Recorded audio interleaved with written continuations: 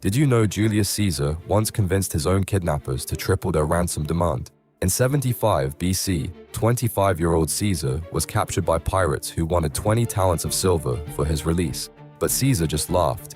He told them 20 talents was insulting for someone as important as him and demanded they raise it to 50 talents instead. For 38 days, Caesar acted like he was running the show.